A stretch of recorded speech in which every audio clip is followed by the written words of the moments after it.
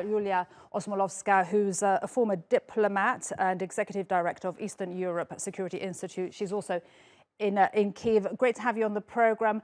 I want to ask you, is it really a tiny tactical advantage, I quote, for Russia, as President Zelensky's advisor says, the capture by Russian forces of Ukraine's second largest nuclear plant?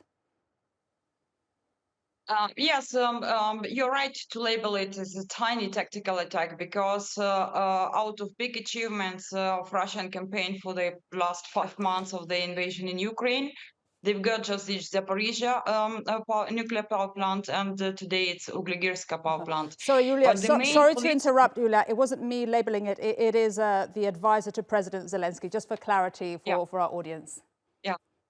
Then I will support the nomination of the advisor of the President Zelensky of this situation, because more huge political and military loss for Russians will be to losing Kherson, the only big city that they managed to occupy so far in 5 months in Ukraine.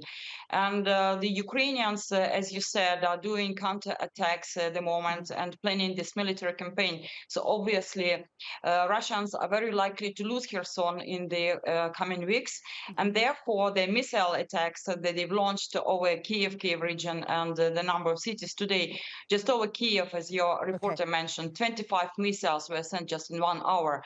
So it's just a gesture of despair, looking that Russians are very cautious about this political and military loss of Kherson. I just want to unpick a few things here.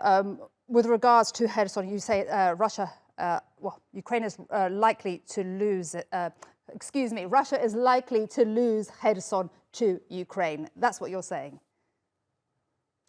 Yes, that's true. I'm referring to the comments of military experts of Ukraine that we've been hearing for the last couple of days.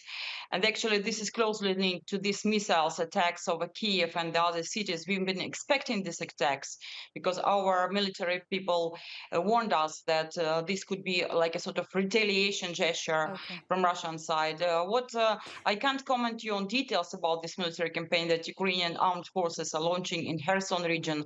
But Russia seems to be quite desperate of that, because 3 bridges were destroyed, which actually almost block any supplies to Russians in Kherson. And if they lose Kherson, so they will have nothing to sell to a Russian audience as the political wins in Ukraine. So therefore, they're quite concerned about that. All right. I want to take you back to the power plant, if I may. It is a power plant. It is the second biggest one in Ukraine. You know, from the outside looking in, should we not be worried? Well, I can't comment on details on energy issues, basically talking about this possible loss of Vuhlehirska gas. First, my comment is that it's a temporary tactical withdrawal, so I'm pretty sure that Ukrainian armed forces will launch counteroffensive in eastern dimension sometime soon. But also, you know that Ukraine have a number of electrical power plants, and we are also able to sell our electricity to Europe because we have a surplus of that. So I'm pretty sure that our emergency forces and the Ministry of Energy have developed a plan B or plan C, because it was expected that we might lose control and get it temporarily to the control of Russians for some time of this Vuhlehirska power plant. All right, fantastic to have you on the program and for all your analysis today. Iuliia Osmolovska, thank you so much. Really appreciate it.